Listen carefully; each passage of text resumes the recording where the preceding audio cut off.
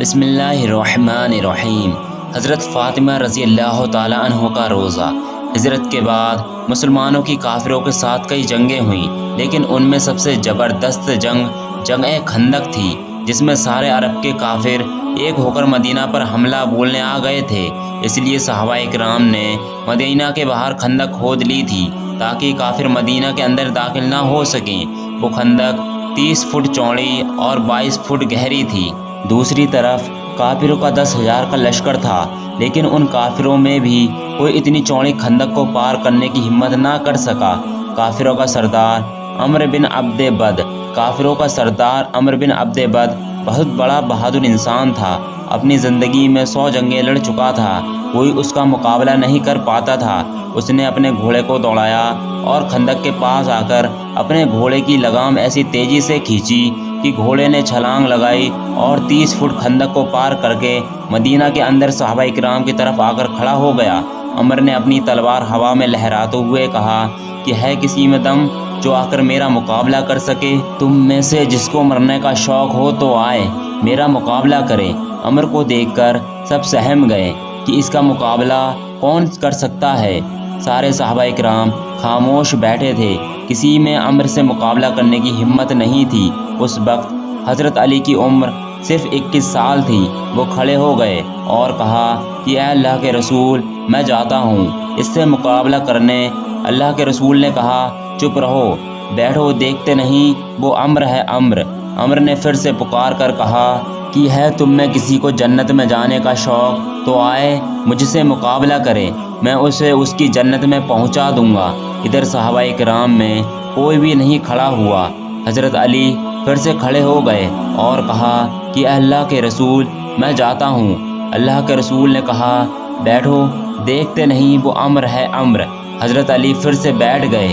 تیسری بار پھر سے عمر نے کہا کیا تم میں کسی نے اپنی ماں کا دودھ نہیں پیا ہے تو آئے اور عمر کا مقابلہ کرے، جو آئے گا میں اس کی گردن کاٹ کر اسے اس کی جنت میں پہنچا دوں گا۔ حضرت علی پھر سے کھڑے ہو گئے اور کہا کہ اے اللہ کے رسول، میں جاتا ہوں۔ اللہ کے رسول نے کہا بیٹھو، دیکھتے نہیں وہ عمر ہے عمر۔ حضرت علی نے کہا اے اللہ کے رسول، اگر عمر ہے تو کیا ہوا، آپ مجھے ایک بار بھیجو تو صحیح۔ اللہ کے رسول نے کہا ٹھیک ہے جاؤ۔ اور پھر اللہ کے رسول صلی اللہ علیہ وسلم نے حضرت علی کے لیے دعا فرمائی۔ حضرت علی اس کے سامنے ایک بچے سے تھے۔ وہ عمر 100 جنگیں لڑا ہوا بہادر انسان تھا۔ جب حضرت علی اس کے پاس پہنچے تو عمر نے پہچانا نہیں اور پوچھا کون ہو تم؟ حضرت علی نے کہا میں علی۔ عمر نے کہا عبد مناف کے لڑکے میں سے ہو؟ حضرت علی نے کہا نہیں، عبد المطلب کا لڑکا ہوں۔ یہ سننا تھا کہ عمر تعجب سے کہنے لگا کہ ارے میرے بھتیجے، تم کہاں میرے سامنے آ گئے؟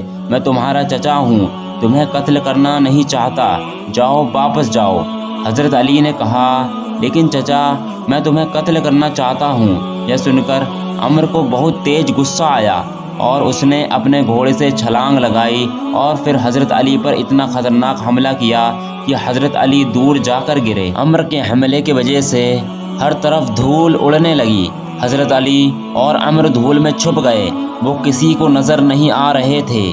عمر نے حضرت علی کے سر پر وار کیا۔ حضرت علی دوسری طرف ہٹے تو بار کندھے پر آ کر لگا اور حضرت علی کا کندھا زخمی ہو گیا۔ اسی وقت اللہ کے رسول صلی اللہ علیہ وسلم نے اللہ کے سامنے ہاتھ اٹھا کر روتے ہوئے دعا کی، اے اللہ میرے علی کی مدد فرما۔ اللہ کے رسول نے جیسے ہی دعا کی تو ادھر حضرت علی اٹھے اور اپنی تلوار سے عمر پر حملہ کیا۔ عمر نے تلوار کے آگے اپنی ڈھال لگا دی، لیکن حضرت علی کی تلوار کا زور اتنا تیز تھا کہ ڈھال بیچ سے کٹ گئی اور تلوار سیدھے عمر کی کھوپڑی پر لگی، جس سے اس کے جسم کے 2 ٹکڑے ہو گئے اور وہ دھڑام سے زمین پر گرا۔ اس واقعے کے کچھ دنوں کے بعد حضرت حسن و حسین بیمار ہو گئے۔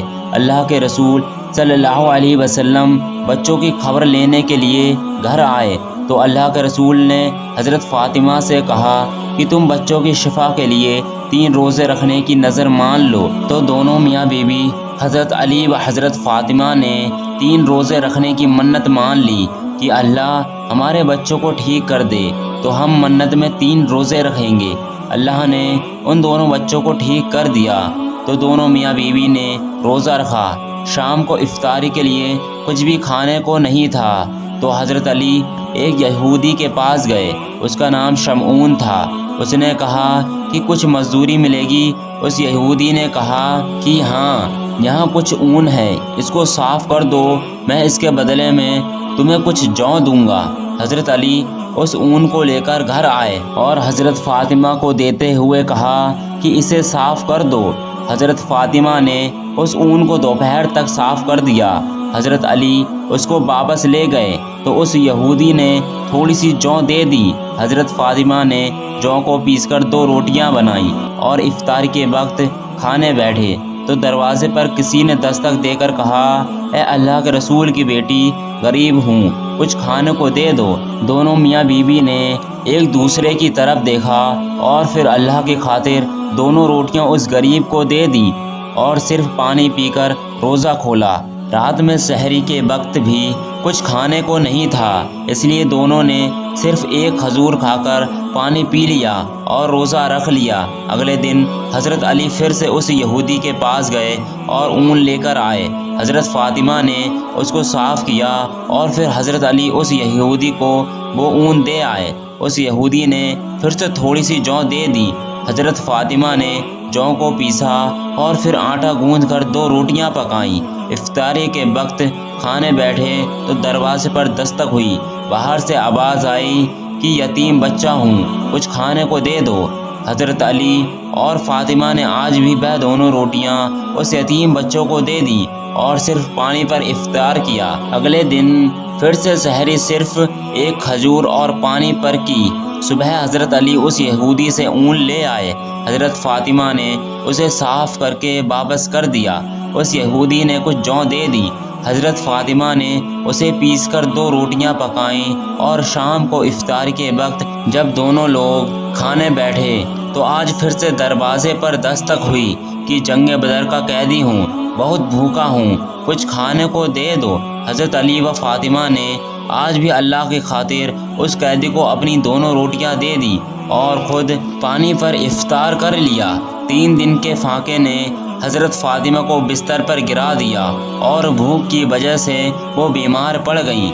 اللہ کے نبی صلی اللہ علیہ وسلم کو جب خبر ہوئی کہ فاطمہ بیمار ہیں تو آپ صلی اللہ علیہ وسلم بیٹی کا حال پوچھنے گھر آئے۔ حضرت فاطمہ اپنے باپ کو دیکھ کر اپنے آنسو نہ روک پائیں اور آپ صلی اللہ علیہ وسلم کے سینے پر سر رکھ کر زور زور سے رونے لگی۔ بیٹی کی یہ حالت دیکھ کر اللہ کے رسول کے بھی آنسو آ گئے اور بیٹی فاطمہ کے سر پر ہاتھ پھیرتے ہوئے انہیں دلاسا دیا۔ حضرت فاطمہ کے آنسوؤں نے آسمان پر ہلچل مچا دی اور جبریل علیہ السلام قرآن لے کر نیچے آئے اور اللہ تعالیٰ نے حضرت فاطمہ اور حضرت علی کی تعریف کرتے ہوئے فرمایا، محفوم اے نبی، تمہاری فاطمہ تو بیچاری ایسی ہے کہ 3 دنوں سے خود بھوکی ہے، لیکن غریب کو، مسکین کو اور قیدی و یتیم کو اپنا کھانا کھلا دیا۔ دوستو، ایسی تھی ہمارے نبی کی لاڈلی بیٹی حضرت فاطمہ رضی اللہ تعالی عنہ۔ اللہ ہمیں بھی ان کے جیسا ایمان نصیب فرمائے۔ دوستو، اگر ہماری ویڈیو اچھی لگی ہو تو ویڈیو کو لائک کریں اور ایسے سچے واقعے سننے کے لیے چینل کو سبسکرائب کریں۔